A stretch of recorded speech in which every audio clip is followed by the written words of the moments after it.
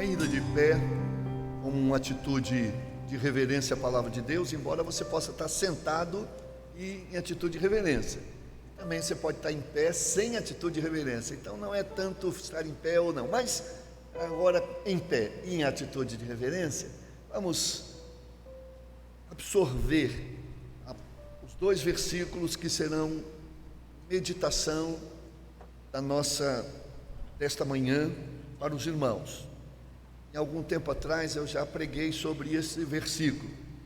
Senti um forte desejo de partilhar de novo esta mensagem com alguns outros novos enfoques. Eu quero convidar os irmãos para refletirmos sobre este versículo. Hebreus capítulo 12, versos 12 e 13.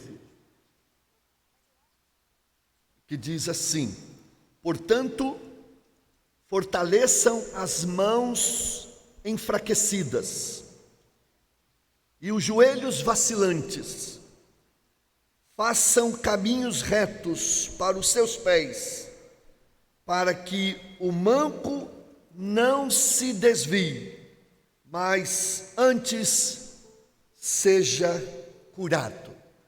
Amém.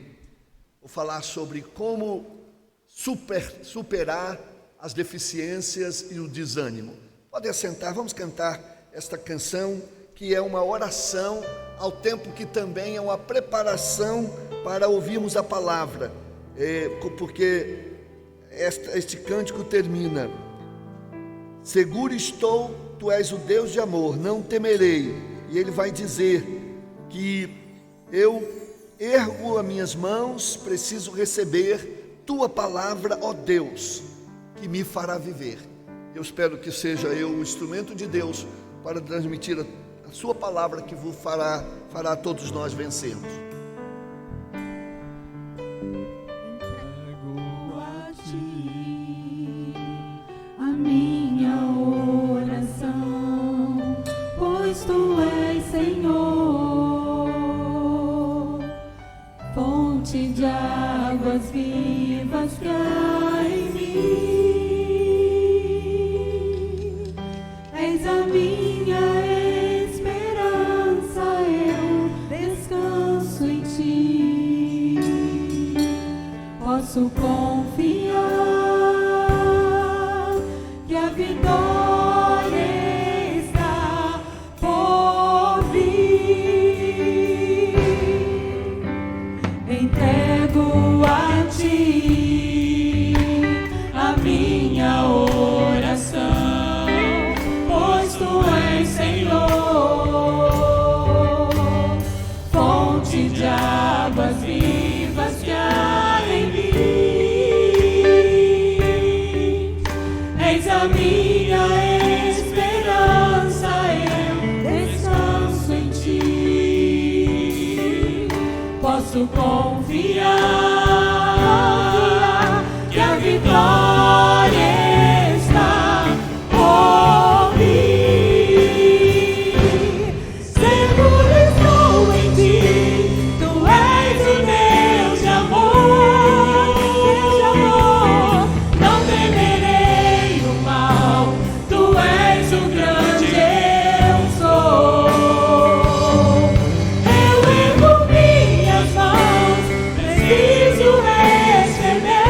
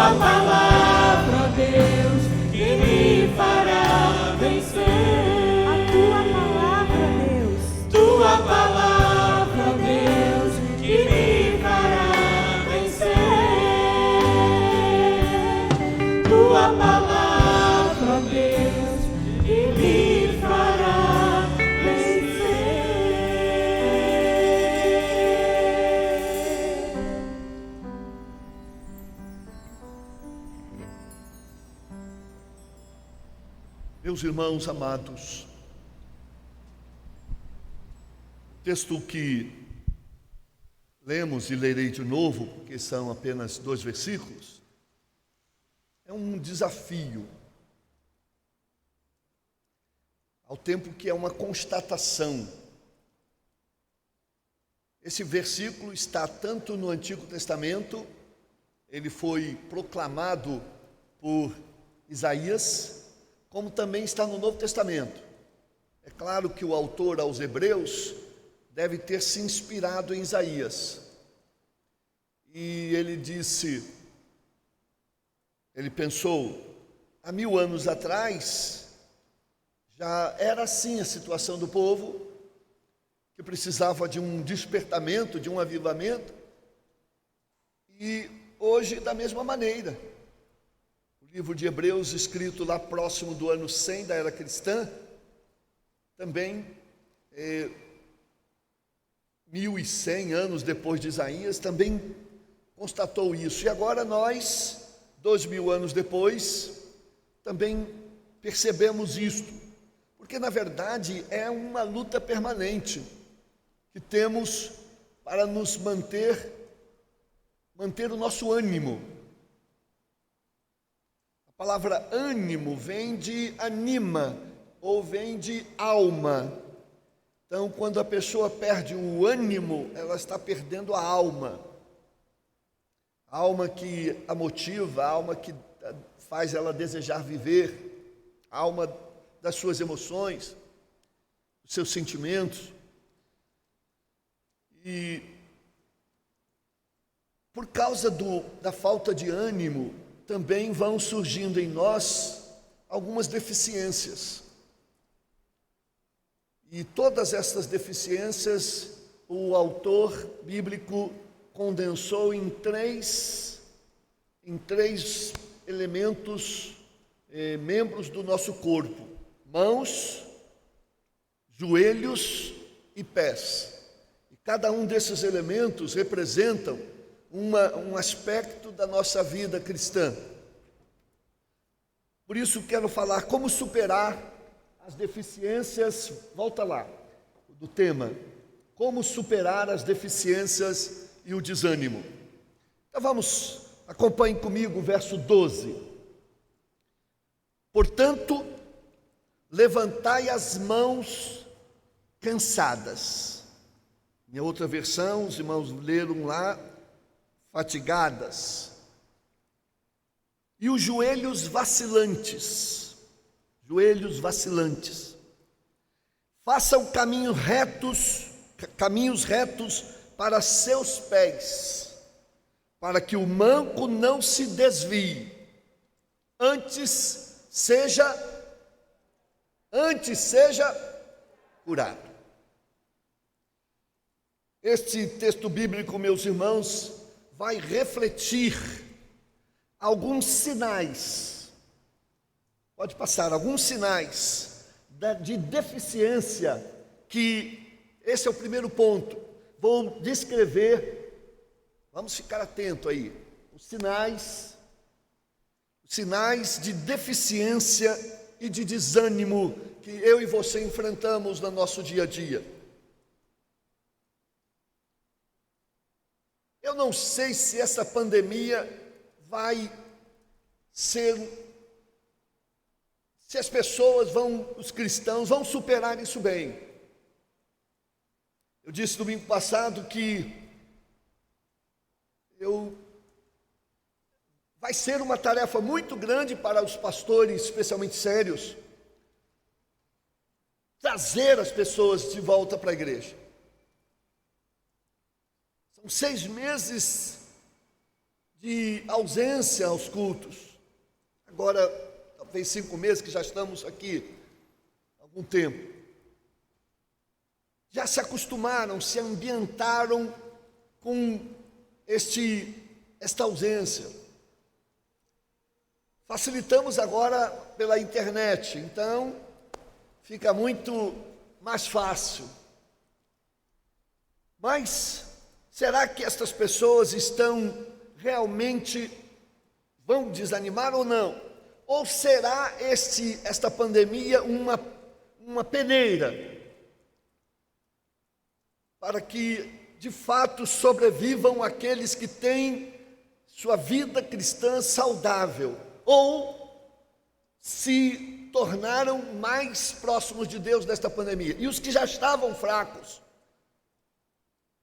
talvez continuem fracos e até piorem. Então vamos a alguns sinais. Primeiro, mãos cansadas. Mão, meus irmãos, as mãos são símbolos de servir, de trabalhar, de fazer alguma coisa. E quando a gente está desanimado, a gente não tem vontade de fazer muita coisa. A gente perde o entusiasmo. As nossas mãos parecem que se enfraquecem. Então, um dos sinais deste desânimo, do enfraquecimento espiritual, é quando as mãos começam a não ter entusiasmo para servir, para cuidar de pessoas, para abençoar vidas, para consolar. Agora, muito mais que as nossas mãos estão presas pela preocupação da contaminação, mas não necessariamente mãos físicas, mas a ação de servir, a ação de cuidar, a ação de amparar, a ação de ser solidário. E quando a gente começa a esfriar espiritualmente, a gente serve menos, a gente se envolve menos na obra de Deus. A gente também começa a não se preocupar em ofertar. As nossas mãos estão mais esticadas para receber do que para dar. Graças a Deus, a receita da igreja não caiu, mas também são os mesmos que antes da pandemia contribuíam, continuam contribuindo. Os que não contribuíam, continuam não contribuindo, e não sei se a pandemia vai fazer alguma diferença na vida deles, da importância que tem, que precisam de dizer a Deus: Deus, eu não tenho um recurso, mas o pouco que eu tenho, eu vou tirar a sua parte, porque eu confio em Ti. Posso até fazer falta isso aqui, teoricamente, para mim, na minha cabeça, mas eu tenho certeza que não fará falta na minha mesa, na minha despensa, porque Tu vês a minha fé. Então, mãos para ofertar, que passam a ficar cansadas, mãos que param de louvar. No Antigo Testamento, quando o salmista falava de louvar, ele levantava o símbolo de levantar as mãos, de adoração, de clamar a Deus. Nós, às vezes, levantamos as mãos, alguns não levantam, não há problema. O importante é que o espírito de adoração não saia de nós, não nos abandone. Quando a tristeza quiser tomar conta da sua casa, cante louvores ao Senhor, coloque músicas de louvores ao Senhor, priorize as músicas que engrandeçam a Deus, que te deem ânimo e vigor. Adore ao Senhor. Segundo sinal de nossa deficiência e de nosso desânimo, são os joelhos vacilantes. Joelhos vacilantes. Não sei se você já teve fisicamente um joelho vacilante. Normalmente, quando a gente acorda de manhã, a gente coloca o pé no chão e você tem que ficar pelo menos um segundinho para se ajeitar, o joelho se acomodar. E se você, às vezes, quer levantar rapidamente, você pode se desequilibrar, porque o joelho precisa de um tempo para se encaixar. Mas isso pode acontecer na vida o tempo todo. Joelhos vacilantes representam também medo. Não sei se você já passou por uma experiência de tanto medo, que os joelhos não te obedecem, os joelhos tremem. Eu já contei aqui uma experiência que a gente teve de assalto dentro do gabinete na igreja de Inhaúma, e o bandido com a arma na mão, uma arma de prata que brilhava, e ele exigindo o dinheiro da igreja, o cofre da igreja no final do culto. E eu, quando vi aquilo, os joelhos tremiam tanto. Eu estranhei, mas por que só o joelho? Mas o joelho então tem esse símbolo de que o medo pode nos impedir de agir. Tem muita gente com medo. Já liguei para umas 30 pessoas. Você não está conseguindo vir, não há problema nenhum de comorbidade com eles, não há problema nenhum de idade. Não, eu tô avaliando ainda, mas está tudo bem lá na igreja. Olha, nós limpamos esse chão com água sanitária, nós passamos álcool em todos os bancos, nós estamos de máscara, medimos a pressão, a temperatura. Se tiver mais de 37 graus, nós vamos pedir que vá para casa se cuidar. E nós estamos com álcool em todo lugar, então estamos nos distanciando aqui. Se tem pessoas juntas, é porque são da família que já vivem juntos. Então não tem por que você ter medo. Então muita gente ainda com um joelho vacilante. Tem uma pessoa que ela é a única da crente na casa. E ela que está com mais medo. O marido que não é crente me diz: pastor, eu não entendo minha mulher, ela tem medo demais. Medo de tudo. E ela é a única crente. É claro que a gente não pode abusar. Agora um irmão mesmo passou aqui, uma igreja lotada, todo mundo abarrotado ali, estava todo mundo de máscara. Mas não adianta, tem que ter outros elementos que nos protejam. Então, joelhos vacilantes pelo medo, joelhos que vacilam também, ou joelhos que vacilam pelo esfriamento espiritual. É como a gente não orar muito, o joelho é símbolo de oração. Você pode estar de joelhos fisicamente, mas também de joelhos no sentido de submissão a Deus, mesmo em pé, ou sentado ou deitado. Mas é aquele espírito de submissão, de reverência. E parece que quando a gente está frio, parece não, certamente é assim, a gente ora menos e a gente fica com o joelho vacilante. Quando a gente tem joelho vacilante, é porque a gente não tem firmeza na nossa fé, firmeza nas nossas convicções.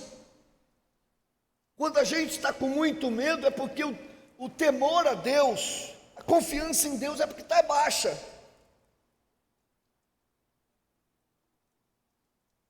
Se você está com uma imunidade alta, você tem menos possibilidade de ser contaminada.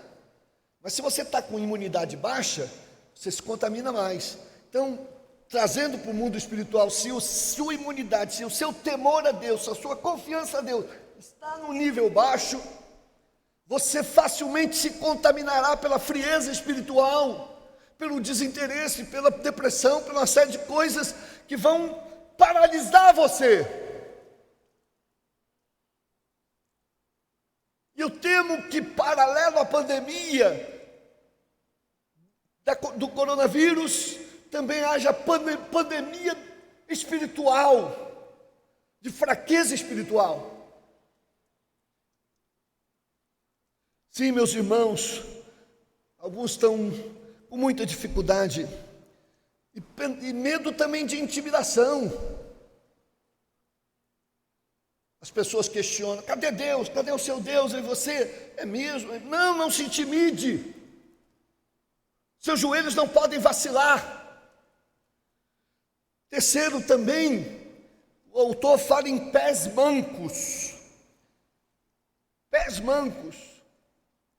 E aí a situação ainda é mais trágica, porque ele diz: os seus pés estão mancos, não por alguma coisa interna, mas para uma coisa externa. Isto é, eles vão ficando mancos, porque o caminho que você está caminhando é um caminho de altos e baixos, é um caminho muito cheio de buracos, é um caminho muito instável.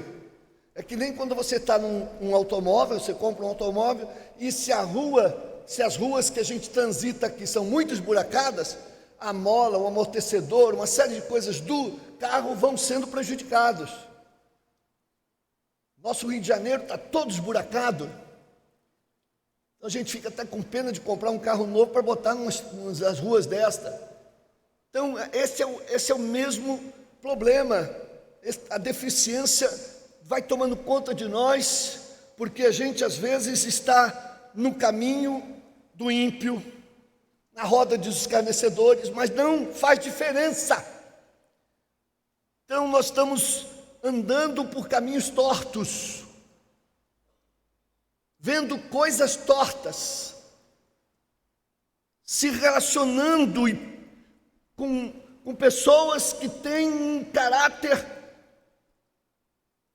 ruim, e não há nenhuma reação sua a isto. Muitos estão com seus valores distorcidos, outros interpretam a Bíblia de forma a deturpá-la, o seu conteúdo, e você acaba embarcando nisso, nessa estrada que está cheia de heresias, de ensinos falsos. E aí você então vai se identificando com o mundo, com o erro, com o pecado, com os valores desse tempo. E aí, porque você está caminhando nesses caminhos tortos, você não procura Deus para ajudar você a planear esses caminhos. Só há uma maneira de você se livrar disto, é deixar de andar por esses caminhos tortos. Porque os caminhos tortos sempre existirão. Gente iníqua sempre existirá. Gente promíscua sempre existirá. Mas você não precisa segui-los. Pode ter relacionamento com eles, fraterno, mas não caminhar na mesma rua que eles caminham, porque a rua que eles caminham é cheia de buracos morais, e este caminho não é o seu. E se você andar, aí vai acontecer isso, seus pés vão ficar mancos. Então há muita gente com mão cansada de cuidar, de contribuir, de servir, de amar. Muita gente com os joelhos vacilantes para orar, para ter convicção na sua fé, para confiar em Deus, para não ter medo, ser prudente, mas sem medo, sem desespero, não se intimidar. E tem gente que está com os pés tortos, de tanto ver coisas podres, de tanto falar coisas que não deve, de imitar pessoas que estão no caminho torto. E aí as pessoas que estão no caminho tortos, elas estão com os pés tortos. E se elas estão com os pés tortos, vai estranhar se o seu pé não está torto. Essa é a diferença de um cristão e um não cristão. O não cristão tem pé torto, mas ele tem o pé torto porque ele está no caminho torto, no caminho de pedra, de orgulho, no caminho de quebra-mola, de quebra-caráter, de quebra uma porção de coisa. Mas esse não é o seu caminho. Agora, o que acontece? Por que a gente tem que superar isso? Por que a gente tem que superar nossas mãos cansadas, desanimadas, nossos joelhos vacilantes? Por que a gente tem que superar essa chamativa para os caminhos tortos, para os caminhos difíceis? A pergunta é esta: por que superar a deficiência e o desânimo? Em primeiro lugar, porque a situação não melhora por si, meus irmãos. Essa situação de mãos cansadas, de joelhos vacilantes e de pés tortos, se você não fizer alguma coisa, vai continuar assim. Vai continuar assim. A situação não vai mudar por si mesma. O mundo vai continuar mundo iníquo. E me parece cada vez mais iníquo. Eu acho que não é que cada vez mais... Eu acho que o mundo é tão iníquo quanto era na época de Roma e de tantos anos, na época de Sodoma e Gomorra. O homem pervertido continua pervertido o tempo todo. Só vai chegar um tempo em que o ímpio se tornará mais ímpio e o justo se tornará mais justo. Porque a iniquidade crescendo vai obrigar a nós optarmos por um viver mais digno e aceitável diante do Senhor, ou por um viver lá vai com a turma. E nessa caminhada, a porta é larga, o caminho é espaçoso, e o caminho para a salvação é um caminho difícil, porque de tribulação, de perseguição, de intimidação, de gente tentando cooptar o tempo todo você para pecar. A nossa presença de pés não tortos, mas de pés direitinho, incomoda, constrange, já que a maioria tem pé torto.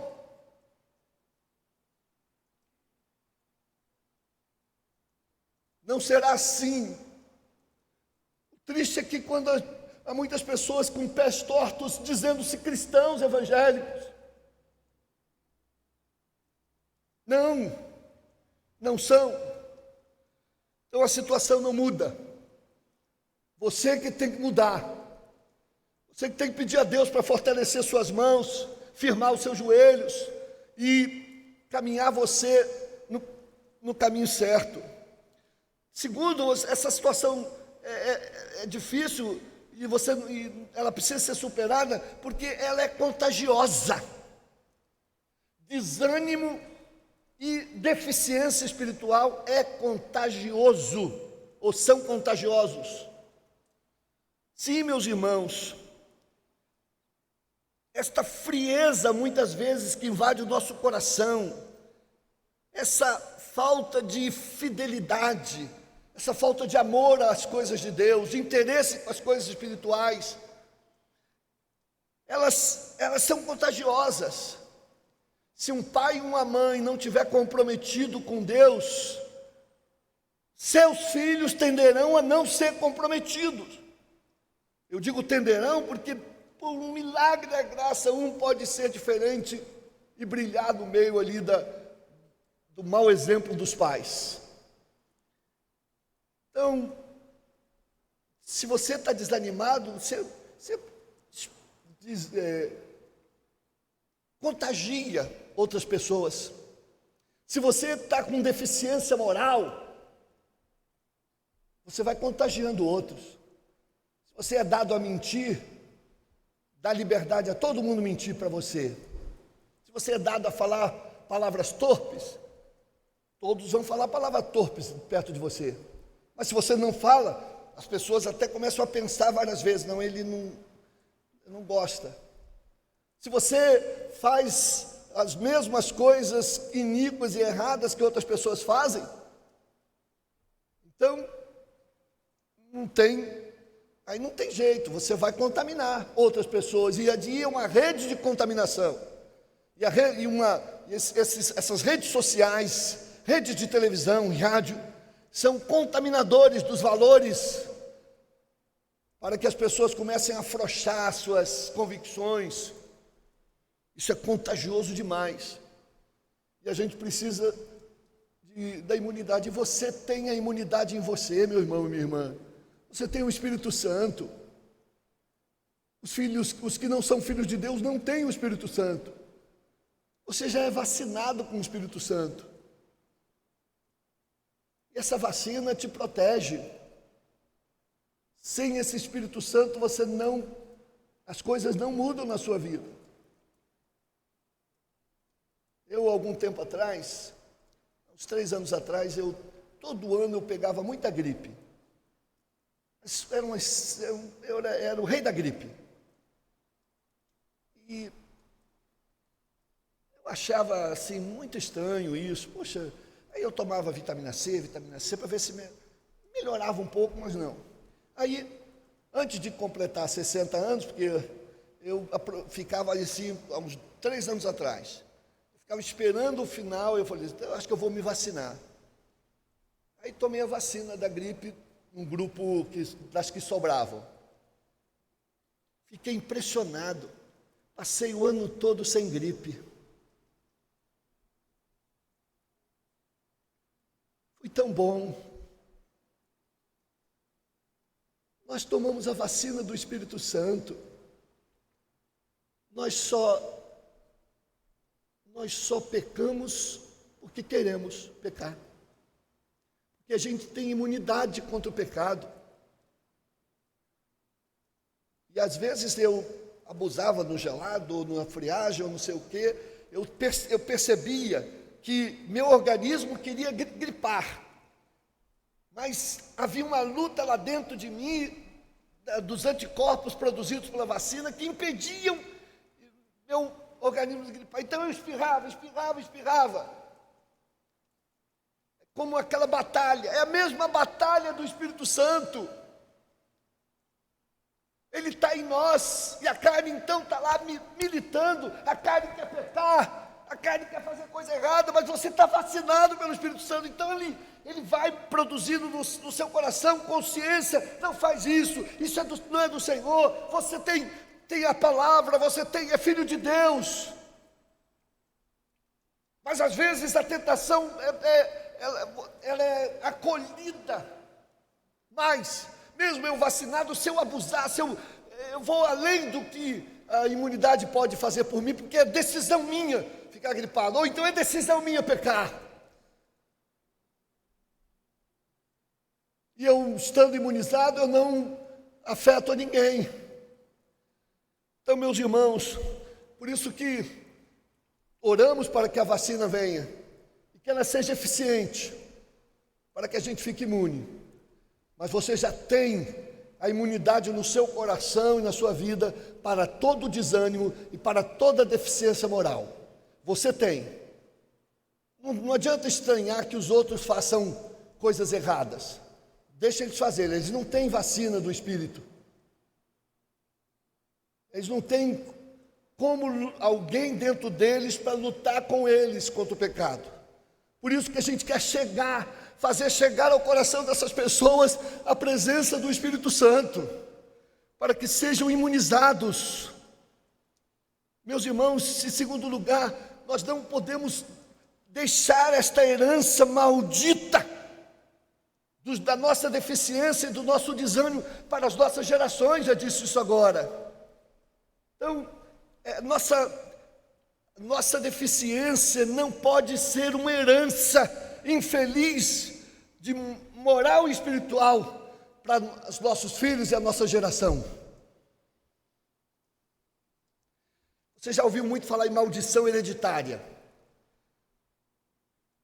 Olha, eu li um longo artigo, alguns livros, eu vou pregar qualquer dia desses sobre maldição hereditária, mas eu faço uma síntese para vocês. Não existe maldição hereditária. Uma maldição espiritual. Existe mau exemplo, que as pessoas vão seguir. A historinha daquele menino que de manhã procurou o pai, levantou, cadê papai? E aí ele abriu a porta, estava chovendo, então ele viu as marcas do chinelo do pai. Ele disse, então foi pisando nas marcas do chinelo do pai, foi até chegar lá num bar onde o pai estava enchendo a cara. Então isso representa o que nossos filhos serão. Então a gente não pode deixar, isso é que é a maldição hereditária. Não é necessariamente uma coisa que vai acontecer. Um pai alcoólatra, o filho pode ter até o vírus do alcoolismo.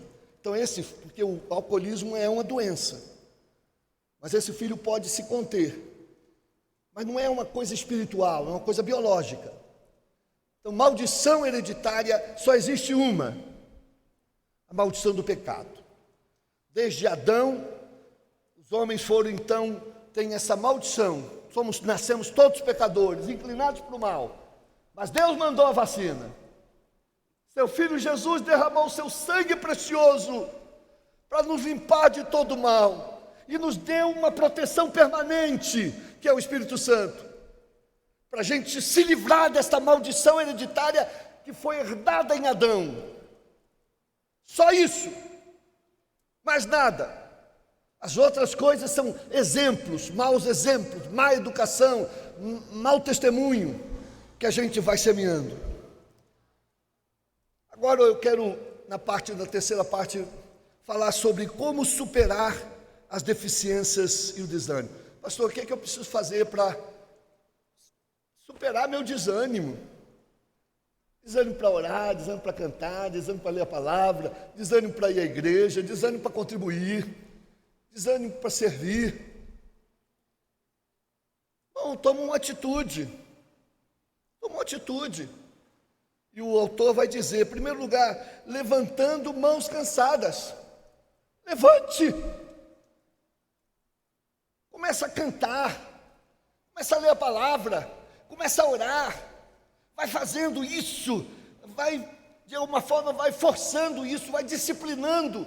Você vai ter uma luta contra a carne, contra o diabo, mas começa isto, é você que tem que levantar. Pede auxílio do Espírito Santo para você ter uma atitude de mudança. Você tem que desejar ser um cristão melhor, ser uma cristã melhor. Então levante desta cama em que te aprisiona no pecado, desta cadeira que te enfraquece ao ponto de os seus ossos começarem a ficar sem muita mobilidade. Levante suas mãos cansadas, com entusiasmo, com louvor, com serviço, com comunhão com os irmãos, com cuidado com os necessitados, com a consagração, com a perseverança na fé. Levante. Segundo lugar, firme os seus joelhos. De vez em quando acontece comigo. Levanto, joelhos, eu já tenho uns probleminhas no joelho, então eu tenho que parar e firmar. Que isso, você não vai me derrubar não. Firma os seus joelhos, irmãos, minhas irmãs, fazendo orações confiantes. Deus, eu sou fraco, mas Tu és forte. Deus, eu estou desanimado, mas o ânimo vem de Ti. Firme os seus joelhos, mas com orações fervorosas. Aprenda a orar com fervor, com entusiasmo. Sim, meus irmãos, reafirme as suas convicções. Eu creio em Deus, creio no Espírito Santo, eu creio na palavra, eu creio na eternidade, eu creio no céu, eu creio que eu estou aqui nesse mundo de passagem. Meu coração e o meu tesouro não estão aqui, estão no céu. Reafirme as suas convicções de fé. Não ouça vozes dissonantes da palavra. Não ouça músicas com valores dissonantes da palavra. Submeta-se à fisioterapia divina. Você sabe quando nossos ossos estão, logo depois de uma operação ou alguma coisa, nossas mãos ou joelhos ou várias partes do nosso corpo não estão bem, então vem aquela fisioterapia. 10 sessões, 20 sessões, e aí aperta aqui, bate ali, amassa aqui, para você ir se fortalecendo. E depois daquele tempo de fisioterapia, você vai sentindo que as coisas vão andando bem. Fisioterapia é o que a gente faz aqui na igreja, todo domingo, toda quarta-feira, na escola dominical. Nós estamos fazendo fisioterapia espiritual, tratando as pessoas com palavra, com orações, você sendo ministrado, você sendo massacrado. Eu me lembro que o joelho estava ruim, o fisioterapeuta, o joelho estava meio envergado assim, ele subia e em cima do meu joelho, aquilo doía. Eu gritava, ai! Aí ele disse, é assim mesmo. Se o profeta de Deus, um servo do Senhor, está exortando a sua vida, aceite isso. Isso machuca, mas para teu bem, a salvação da tua alma. Não seja alguém que entra aqui e sai ali, não, entra aqui, deixa fazer a obra no seu coração, na sua mente, e saia por aqui, pelas bocas, pelo louvor de gratidão ao Senhor. Lá, esse texto que eu falei que está também no Antigo Testamento, Isaías, está ali, Isaías 35, 3 e 4, fortalecei as mãos frouxas, e firmai os joelhos vacilantes, dizei aos desalentados de coração, sede fortes, não temas, eis aí o vosso Deus, a vingança vem, a retribuição de Deus, Ele vem e vos salvará. É isso que eu estou fazendo, é isso que cada música faz. Dizei aos desalentados, o Senhor vem, o Senhor está, o Senhor salva, o Senhor cura, o Senhor protege, o Senhor cuida. Confie nisso. E não somente firmando os joelhos, mas também consertando os caminhos. Diz o texto bíblico, firmando, consertando os caminhos. É uma coisa que você vai ter que fazer. Se as oficinas de conserto de pneus geralmente fica no final de uma grande estrada cheia de buraco. Então a gente tem que tirar os buracos da nossa vida, para a gente não ficar de pneu arriado. Se você é cristão e peca, você fica triste. Fica triste depois de pecar.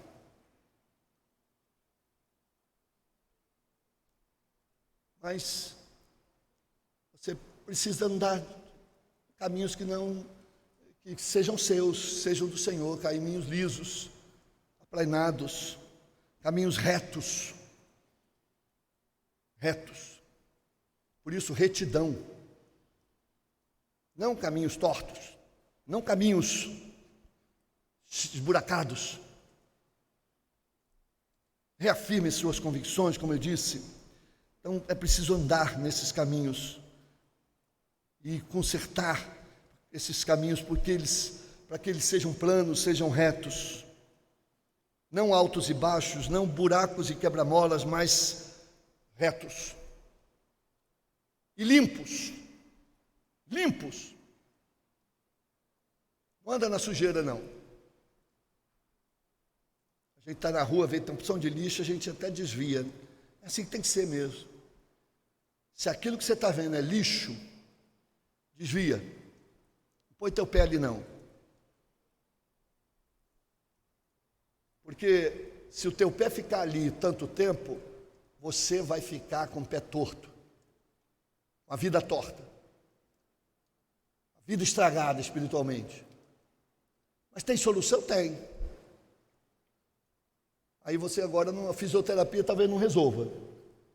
Aí você vai precisar de uma traumaortopedia. Você vai precisar quebrar o seu osso, que está torto, refazer, fazer um longo tratamento, mas vai ter um mais dolorido, para você acertar os seus passos, seus caminhos, para que sejam aceitáveis diante do Senhor. E eu termino com esse versículo de Provérbios. Olha que versículo maravilhoso. Pondera a vereda dos teus pés. O profeta está dizendo, pensa bem, para onde seus pés estão indo? Para onde seu coração está indo? Que programas você está vendo? Que conversas você está tendo na internet? Que coisas malignas você está dando lugar? Pondera o caminho dos teus pés e todos os seus caminhos. Pondera a vereda dos seus pés, que é o caminho, e todos os seus caminhos sejam retos. E ele diz: não declines, nem para a direita, nem para a esquerda. Vai ter eleição agora, eu não sei qual é o seu declínio, se para a direita ou para a esquerda. Mas aqui nós somos do caminho do centro, não do centrão, ai de nós, mas do centro, da coerência, nem legalismo demais, nem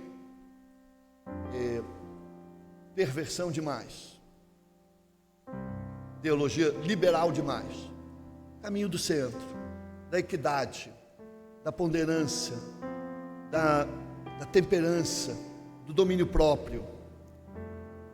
Portanto, levantai as mãos cansadas, diz o texto bíblico. Façam caminhos retos para os seus pés, para que o manco não se desvie, antes seja curado. Vamos ficar de pé, vamos cantar esta música que é a nossa oração, para que nossa vida seja assim. Amém.